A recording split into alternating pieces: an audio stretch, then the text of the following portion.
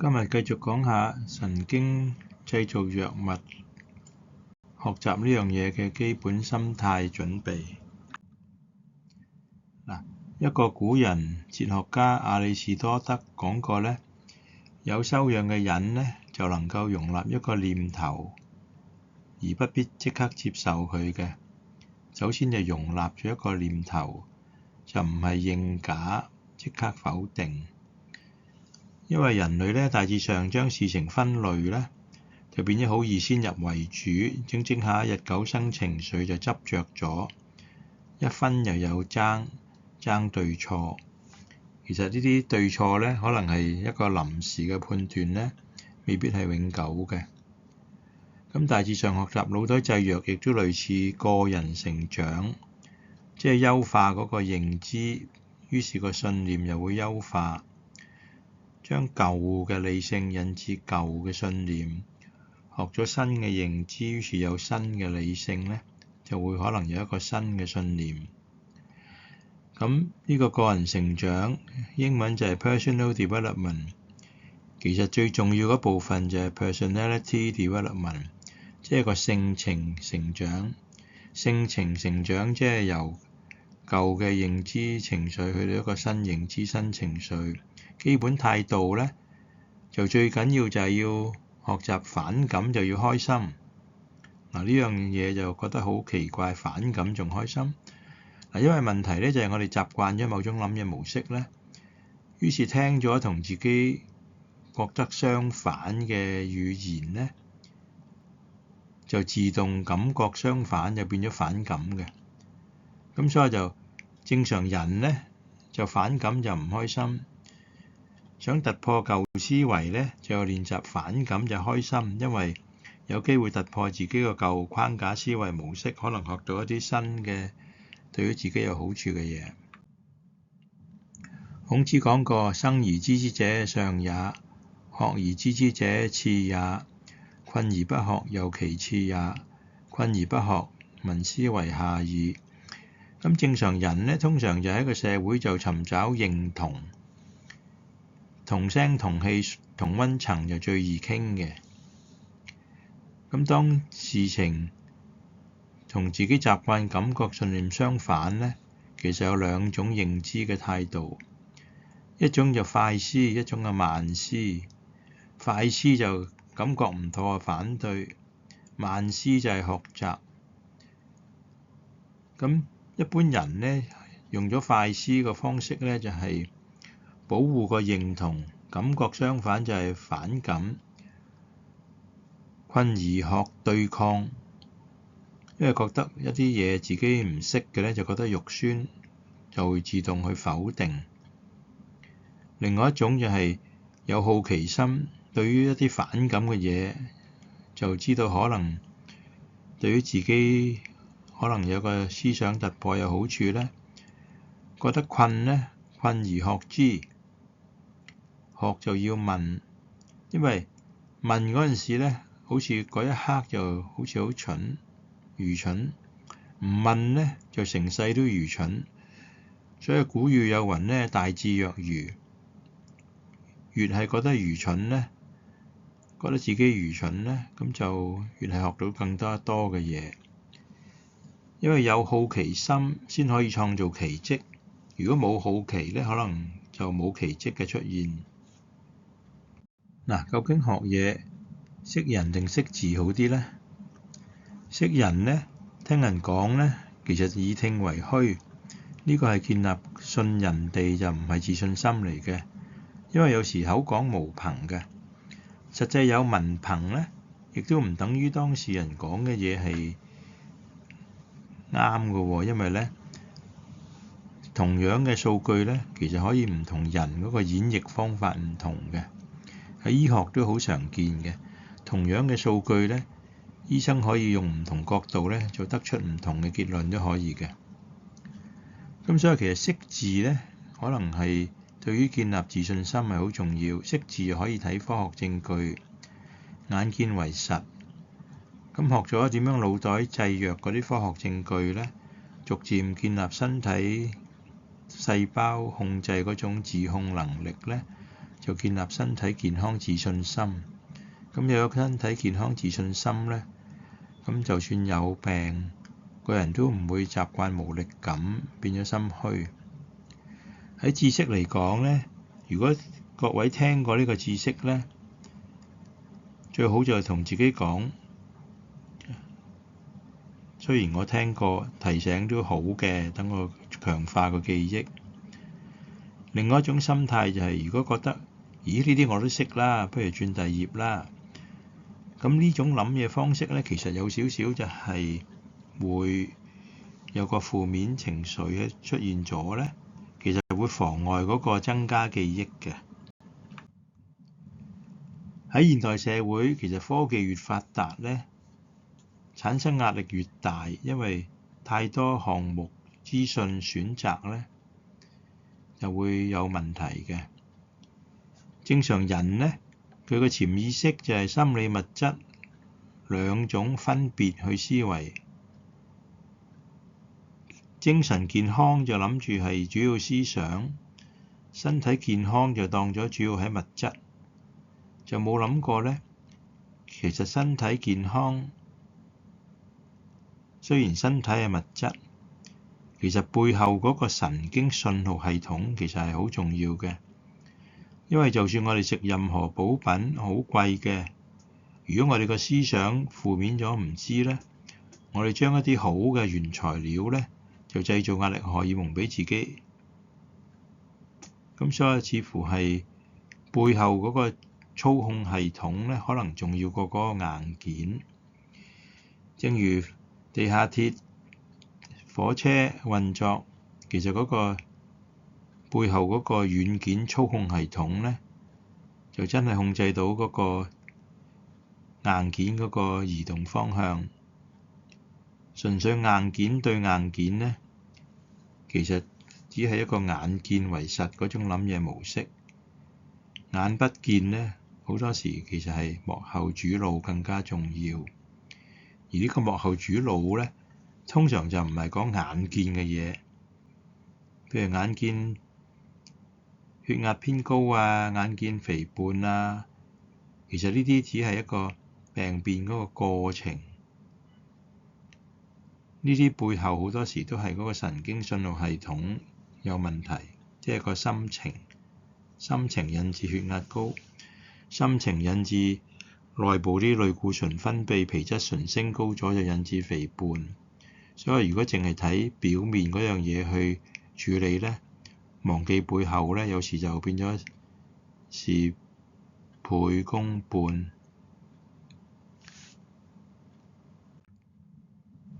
嗱，咁呢個希波克拉底呢個古人哲學家咧講過咧，就係我哋身體內嘅自然力量咧，先係真正嘅疾病治療師。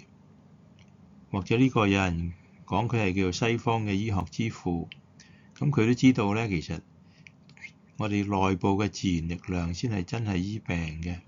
就算醫生縫咗針咧，都要靠啲細胞生埋。啲細胞生埋就我哋內部嗰個力量。不過喺個社會咧，因為我哋係觀外嘅眼睇事情，咁變咗喺個眼見醫學嗰個層次咧，譬如見到一個病人食咗好多藥都唔掂，死亡咗。我哋好多時講就係叫藥石無靈而死亡。咁呢個其實係一個最公道嘅説話，最多人講最公道嘅説話。咁不過呢個係用一個眼見模式喎，藥石無靈而死亡。咁另外一個角度去睇，其實會唔會嗰個人佢嗰個心理神經免疫系統開始差咗，佢嘅免疫系統失去靈活而死亡咧？呢個就將嗰個原因咧就擺翻喺嗰個病者個內部因素，而眼見藥物叫做外來因素。咁我哋注重邊樣嘢咧，就會令到我哋信咗邊樣嘢，就變咗自己嘅生命道路。咁於是用呢個另一個角度去諗，病人因失去生命力，心理神經免疫系統失去靈活而死亡。於是其實佢個心靈咧就好重要嘅。如果佢嘅心靈一路依賴物質醫自己，其實將個身體健康信心外判咗俾物質。如果心靈依賴自己，就係等於個身體健康自信心建立咧，咁個心靈越強咧，個身體就傾向越好。嗱，當然呢個唔係話否定物質嗰個幫助啦，不過就係行為用物質咧，認知上咧要將個主角擺返喺自己嘅心靈，點樣更好用嗰個心情製造身體物質。上一篇講過，我哋社會上又教人分類，於是習慣對人就分類做事，應該對自己學習融合大局思維模式。咁呢個亞里士多德亦都講過咧，就係教育個頭腦，唔教育嗰個心靈咧，根本就唔係咁好嘅。即係我哋教觀外嘅知識咧，其實要學返觀內部嘅知識，自己先至可以控制大局，就唔會俾外面控制咗自己。咁社會叫物質主義社會咧，通常我哋學咗物質咧，就所有榮譽就歸於物質。個病醫好咗就係物質嘅功勞，個病醫唔好就係因為未有更好嘅物質。如果用一個知己知彼嗰個諗嘢方式，就係我哋其實係學點樣思考，令到神經製藥物。咁其實一個人藥石無靈而死亡咧，其實就係佢個命運就歸於佢自己嘅長期心情嘅選擇。佢長期心情負面，自己唔知咧，就選擇咗負面方向嗰種幫助咧，於是就越來越負面咧，就變咗自我實現。愛因斯坦講過咧，教育其實唔應該係學習事實嘅，係訓練思考能力。咁呢個腦袋製藥嘅知識，亦都係希望訓練到各位嗰個思考能力，點樣融會貫通。喺社會就對人做事咧，譬如醫生就助人，病人係被幫助，變咗互相依賴。咁呢個係主要係講眼見嘅物質咧。有時整下咧，就主要變咗幫人咧，就通常係幫佢短期局部咧，就講效率嘅。咁呢個變咗有少少官僚對人咧，有時變咗個病人，其實佢用咗官僚角度對自己。啲病將自己分類做事，有病就習慣自動唔安樂，咁有事就慣咗食藥咧。而個社會教育啲人咧，就係一個醫病，一個被人醫病，就係做事。呢個就唔係學做人。咁普通人就習慣無力感咧，就變咗當咗自己係機器咧，就要揾啲可信嘅物質。咁呢個叫認知偏差。咁如果理解心理神經免疫內分泌系統係一個科學事實咧，就要學習點樣將個認知提升。其實首先就要有意識呼吸，增加自己個腦袋細胞氧氣咧，個人就會放鬆咗，唔會咁易諗埋一邊。於是就學習另外一個相反諗嘢模式，學習反思。一反思咧，可能就個心情都唔同咗。咁應該學習身體有力感，點樣控制身體細胞嗰個行為。呢個係自己對自己嘅應該嘅做人態度，就係君子自強不息。有病咧，其實應該根據啲科學證據，其實我哋應該有病有大病都應該感覺開心嘅，因為身體提醒我哋，首先就做好個呼吸。全身細胞多返啲氧氣，就學習反思嗰個神經信號系統變咗正面咧，就會強化嗰個治癒能力。咁當然可能亦都要物質輔助啦，即係之前講過嘅。古代咧，中國古代有個名醫叫扁鵲。咁有一次魏文王問呢個名醫扁鵲：你哋兄弟三人都係醫生嚟嘅，咁邊個醫術最好咧？咁呢個名醫扁鵲咧就話：長兄最好，中兄次之，我最水皮。咁點解個名醫話佢自己最水皮咧？佢嘅解釋就係：長兄治病咧係治病於病情發作之前，中輕治病咧就係治病於病情初起嗰陣時，而我治病係喺病情最嚴重嗰陣時，我就做咗好多人哋睇到嘅眼見醫學、醫術、法術咧，於是就覺得我最叻。其實最叻咧就係應該係好過治療咧，就係應該係咪預防勝於治療咧？呢個社會逐漸而家接受啦。咁問題係預防勝於治療，仍然係停留喺個病嗰個思維層次喎，係揾病喎，預防病喎。咁其實會唔會係養生勝於預防病咧？培養生命健康勝於預防病咧？呢個暫時社會就好少去到呢個階段，係只有個人一個諗法係叫做養生呢種諗嘅方式去醒覺。古語有云呢，有一句就係話：曲突徙身無因責，焦頭爛額為上客。個意思就係古人將個煙通整亂咗呢，將啲以前燒柴嘅將啲柴搬開咗呢，咁就冇咁易喺嗰個煙通嗰度火燭。咁預防咗呢，咁人哋冇火燭呢，就變咗佢就唔覺得咩大恩惠，或者佢聽咗都唔信。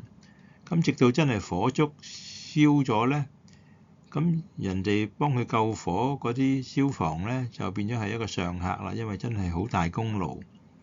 於是呢，通常預防就冇功勞嘅，做場大戲就有功勞。咁亦都反映喺嗰個醫學方面呢，一種係非物質文化醫學，係譬如係學腦袋製藥，點樣諗嘢，點樣情緒方式去製藥呢，就係眼不見嘅醫學。咁社會仍然係注重喺個物質文化醫學，就眼見就最重要，做咗嘢見到嘅嘢呢就最重要。咁喺而家預防勝於治療呢個年代呢，預防方法呢通常係找物質病，又一樣做好多化驗驗血。嗱，咁唔係呢啲冇作用，而係另外一種預防病嘅方式，其實係增加嗰個神經信號系統健康，純粹就係訓練嗰個人諗正面啲，佢個神經信號係咪正面咗咯？咁所以一個古語有云呢，就係上醫醫國家，中醫醫人，下醫醫病。咁下醫醫病就用眼見嘅嘢，眼見物質個變化，好多時用咗一個對抗嘅思維模式，見到變化就用物質對抗，於是有癌症就對抗癌症，點知越對抗呢，有時嗰個人個情緒仲反效果。中醫醫人呢，就係可以話係講嗰個眼不見嘅醫學，就係醫嗰個人嘅神經信號系統，即係其實佢個習慣信念，主要就係學知己知彼，學下自己嘅認知信念心情，自己嘅生活習慣。嗱，咁孔子講過呢，中人以上可以與上也，中人以上又可以訓練佢改個習慣、認知、信念、心情。中人以下不可以與上也，因為中人以下咧通常好執着嘅咧，佢淨係喺眼見嗰個框架去睇咧，眼不見佢自己睇唔到咧，佢就唔信嘅。佢淨係睇到眼見嘅咧就信啦，於是就會信眼見嘅醫學物質，就睇唔到個神經系統其實都可以製造物質。老子道德經講過咧，一篇古文咧就係佢認為咧，堅強者會死喎，柔弱者會生喎。其實大致上個意思就係，譬如係一個人柔弱，其實佢意思係即係個植物擺來擺去有大風，佢都會搖下搖下，就英文叫韌力啦 resilience 啦，咁就反為會易啲生存。一棵老化咗嘅樹咧，真係啲木硬晒咧，一打大風就可能折斷晒。咁變咗人咧，軟弱其實好軟弱，當然未必好啦。柔弱咧，佢會擺來擺去嘅咧，其實係最好嘅。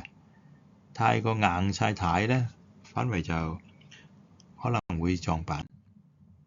即係話人呢，三大類，一個係軟弱，咁要揾人幫手啦，或者個病人好軟弱，好堅強嘅呢個病人對抗眼前呢個病魔敵人呢，佢一路對抗呢，其實一路對抗呢，自己個情緒壓力荷爾蒙上升呢，其實對於細胞有反效果嘅。雖然可以係短期好，不過長期反效果嘅。其實最好嘅心態就變通，因為要知道呢，其實好多病魔呢，都受我哋嗰個情緒、諗嘢、認知影響咗。咁我哋變咗，有時我哋執着一種諗嘢方式，其實變咗心魔。咁心魔其實就引致病魔嘅好多時。咁所以點樣克服呢個心魔呢？其實可能就係呢個叫背後嗰個神經信號系統啦，就係嗰個幕後主腦。其實好多病呢，現代嗰啲都市病都係一個人長期積咗啲情緒內部變化，令到細胞變病嘅。咁如果我哋社會崇拜啲堅強嘅鬥士，咁呢類心態咧就叫誓死保衛嘅生命，習慣對抗病魔咧，可能就變咗對於個病其實長期未必咁好。其實最好就融會貫通，語言文化就可以融咗個心魔係最好嘅。因為如果嗰個心靈失去靈活咧，就個心理神經免疫信號系統都棘住咗，咁就會易啲死亡。咁大致上人對於事情咧有三種嗰個諗嘢方式。對於病，一種人係戰鬥格嘅，咁我哋投資精神時間係對抗病魔嘅習慣生活方式。因為有時我哋認知咗疾病咧，日久生情緒咧，就俾嗰個病咧控制咗情緒，或者病呢個形容詞控制咗自己情緒。呢其實就即係眼見物質就控制咗我自己嘅心靈。咁呢個我都好有一個大嘅經驗咧，就係大約10年前咧，咁我有個醫生朋友咧，佢就有肺癌。咁呢段框咗嗰個文字咧，就係電台訪問佢嘅。咁呢位醫生朋友咧，佢話回想佢自己以前嘅生活步伐方式不健康，做嘢太急，做嘢太多。咁佢明白咗患病之後咧，就理解要改變生活方式。嗱，咁佢開始腦袋化化地咯。不過忽然間佢個潛意識習慣思維模式又彈出嚟，話佢喺節目中高呼：我要同呢個病搏命，要同呢個病決一死戰，唔係佢死就係我死啦。嗱，一個人呢話改變生活方式呢，多數人就係諗咗去改變行為生活方式，戒煙戒酒啊，做身體運動，就好少諗過係改嗰個認知、情緒、語言方式。佢越係戰鬥心態呢，個身體何來休息到呢？用住行為物質，再加個戰鬥心態，咁咪將自己身體變為更大嘅戰場呢，咁咪更加會刺激啲壓力荷爾蒙上升呢，癌症都易啲擴散。而癌症擴散呢個，如果受情緒影響，呢個係一個已經知道嘅科學事實。不過我哋做醫生呢，有時自己都唔為意，冇控制自己嘅情緒。咁所以呢個戰鬥格係一種對於病一個心態。另外一種心態對於病就係表面和平。既然個病魔我唔可以打贏佢，不如做朋友啦咁樣。咁呢種呢就係表面平靜，其實個心都係驚嘅。呢種呢就變咗好多時係長期食藥，就冇一個話點樣食藥停藥或者點樣藥斷尾嗰種計劃方式嘅。呢種就係因為好多人呢對於個病呢習慣無力感，佢唔為意，佢唔知道其實眼見嘅身體病呢，好多時係自己無意中習慣咗嗰種情緒、認知、生活方式製造出嚟。咁所以其實第三種心態應該係最好嘅咧，就係正視疾病咧。我見到呢個疾病，我要走頭或者打佢，都可以話叫正視疾病，唔係逃避，係正視。問題更好一種正視疾病就係正面情緒睇嗰個疾病，包括大病。凡係生病，就算係癌症擴散咗，都應該開心嘅，因為嗰剎那嗰人唔開心咧，啲壓力荷爾蒙就即刻燒細胞，加速自我嘅破壞。咁所以凡係生病都應該開心，因為提醒自己通過點樣嘅呼吸方式、點樣嘅反思語言方式，就創造藥物幫自己醫病。於是咧，可以話其實就係用呢個角度睇咧，其實咧根本病魔咧呢個名稱咧係一個人為命題嚟嘅。其實眼前見到嗰啲病變咧，好多時都係自己個心魔製造出嚟嘅。心魔就係嗰個幕後黑手、幕後主腦，就係自己個生活習慣、無意識、負面情緒。咁於是咧就係應該學認知健康，就唔係認知咁多疾病。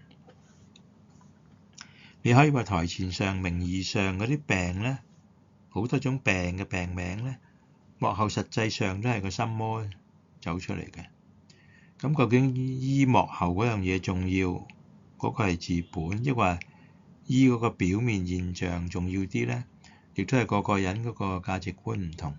有啲人鍾意醫個表面冇嘢就安樂咗，佢睇唔到自己個內心。咁一個叫做歸納啦，學習嘅心態咧，最好就係虛心認真學習。唔識就係好事，反感就開心，先可以喺個框外思維。重複就要開心，因為學而時習之，不亦說乎？呢個孔子講嘅。要虛心學習，培養身體健康、自控力、自信心。咁其實就學一個自強嘅語言模型。咩叫語言模型咧？因為 AI 你都知啦，唔同 AI 個語言模型咧，就會得出唔同嘅結論嘅。越多資訊嘅語言模型咧，通常個效果越係更加好嘅。咁另外一種心態就係心虛認假學習。曾經有個病人同我講：醫生，你醫病嘅啫，我想健康都唔揾你啦，我想健康梗係揾營養師啦、運動教練啦。咁一類病人就係咁樣諗嘅方式咧，佢淨係知道醫生就係醫病嘅，佢唔會響醫生度學健康嘅。於是佢睇醫生咧，就已經入咗個病態思維模式，入咗個框架以內。咁變咗佢就屬於認為認假學習。我想講一啲健康知識，佢覺得你唔識，因為醫生係學病。咁呢個亦都係現代個社會分類制度咧，就限制咗醫生嘅能力。咁正常人咧，其實一覺得反感就彈開嘅，覺得重複又煩嘅。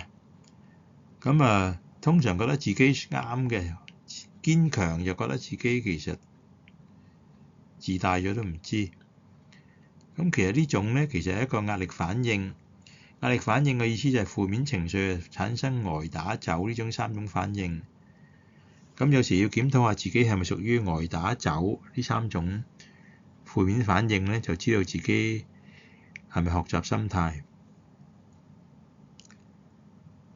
咁喺個社會咧，其實就係知道物件當然有用啦，其實知己知彼就好重要嘅。咁要學下一個私人道路、私人語言方式，因為如果醫生同個病人講最公道説話咧，其實用咗群眾嗰個數據同呢個病人講嘢嘅。咁於是咧，其實究竟病人想醫生同佢講最公道嘅説話，抑或同佢講私人嘅説話咧？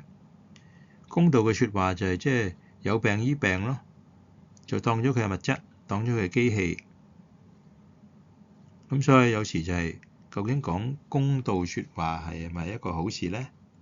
呢個病人係咪應該根據公眾道路呢種病啊多數係咁樣會惡化會死亡，抑或係佢跟翻自己一個道路咧，佢可以諗我個道路可以普通，可以好過普通人得唔得咧？其實好多人就冇呢種意念嘅，好多人就跟咗群眾心理嘅。咁有病咧就學習對抗呢個西醫模式，其實就有時對抗咧，其實病人食藥咧就個心態上又唔應該對抗個病，心態上應該歡迎嗰個病先啱嘅。一歡迎咧，個人輕鬆咗，開心咪治百病咯。一唔識咧，應該就學習，就唔係唔識咧，就係抗拒。咁佛教十善經一句講修行嘅語言就講過：人生為己，天經地義；人不為己，天誅地滅。咁好多時咧，其實嗰個為己嗰個字係講學習，學習。因為人如果唔學習，為咗自己咧，變咗依賴別人啊嘛。一依賴咧，咁依賴藥物，咪變咗反覆長期病咯。咁咪變咗去到末期嗰個時間咪短咗咯。咁所以人生咧，其實一個生命技巧嘅知識咧，人係要學文武啦，文同埋武，文字同埋武功兩樣都學係最好啦，越學得多越好啦。咁通常學文咧，有時我哋學啲文字就譬如做嘢係為人嘅。其實有時學文咧要為下自己，學嘅武嗰方面咧，學踩單車、學游水、學揸車。咁其實咧就係最好學埋咧，就係當身體有病咧，點樣學習啟動自己嗰個自癒力。即係譬如學咗游水，一跌落水度，佢咪自動游上岸咯，佢唔使驚㗎嘛。咁如果學習點樣啟動自癒力咧？身體嘅嘢唔妥咧，就即刻識點樣做呼吸，點樣反思咧。咁個人咪自動有一個自癒嘅能力咯。嗱，當然呢個唔等於唔食藥啦，有時都可能要食藥嘅。不過學曉啟動嘅自癒力咧，就係學到有病咪自動平常心，其實都好事咁咯，唔會驚嘅。現代人就冇學過。有病、身體病點樣啟動自癒身體細胞嗰啲能力咧，就好多時自動驚咗，一驚就惡性循環。易經古文講過：天行健，君子自強不息。自強不息即係一路要學。學點樣身體強壯咧，其實就係表面嘅。現代人將身體健康就要俾人睇到自己身體健康咧，即係嗰個外殼就好強壯，嗰個身材好勁。咁問題可能個內臟咧就未必咁健康，因為啲力量去晒外邊啊，內部透支內部嘅力量啊。咁所以身體健康咧，其實就係可能嗰個內臟健康就會唔會比外殼嘅健康更加重要咧？孔子講過：君主求諸己，小人求諸人。咁呢個諗嘢方式，其實我發覺都係用一個分類嘅方式。其實求人不如求己，其實求人又要求己，兩樣都要嘅。而將個重點就係求己，一個 and 嗰個合併嚟諗嘢。因為人哋外人只能幫你表面嘅啫。最尾好多病斷唔斷尾咧，其實靠自己嘅。譬如醫生好多時同病人講舒緩壓力啊，舒緩痛楚啊。因為好多時醫生知道咧，外來嘅能力咧，永遠唔會令到嗰個人斷尾嘅，係當事人佢自己先可以令到個病斷尾嘅。咁問題好多人就唔明白呢個道理，佢習慣無力感咧，於是就變咗長期病。所以如果人可以學曉身體健康上進心，學曉腦袋製藥咧，其實可能好多病咧，所謂長期病咧，都有機會斷尾，就係視乎嗰個學習。不過呢種學習咧，腦袋製藥咧喺個社會暫時冇呢個行業嘅。有啲人學咗身心靈頌缽咧，佢可能情緒輕鬆咗，嗰剎那佢喺第二個情景身體有事咧，就算佢保持到做呼吸心情輕鬆咧，佢仍然係物質還物質，心理還心理嗰種自動思維模式。身體有病咧，個潛意識個信心就擺喺物質嘅，咁就係要改呢種潛意識咧，就真係將腦袋製藥就可以發揮一個更高嘅層次。嗱，喺個社交語言方面，通常社交世俗就講啲俗嘅語言啦，好多時就係講病嘅。我哋諗人哋健唔健康咧？我哋唔係諗佢健康，我諗佢唔健康嘅，因為我哋幫人咧，好多時就睇佢有冇唔妥，我哋可以幫佢啊嘛。咁於是咧喺個社交就係助人被助嗰個社會文化咧，就好多時講病嘅，就唔係講正面嘅健康，係講負面嘅健康。亦都好多時以物質為主角，助人以漁，即係俾條魚去食。咁如果喺個人層面咧，學下嗰個自我點講嘢咧，其實應該講健康嘅方式就係點樣係認知健康，就唔係認知疾病。咁於是咧，為學日益，學幫人咧就越來越學多嘢，一個加法。學自己點樣身體健康咧，可能要為道日損，減少一啲病嘅知識。主要就係因為人咧有個習慣自動負面思維，就冇練習過點樣去正面幫自己。人類醫學就主要講眼見物質，信心就喺外邊嘅物質，其實會物極必反。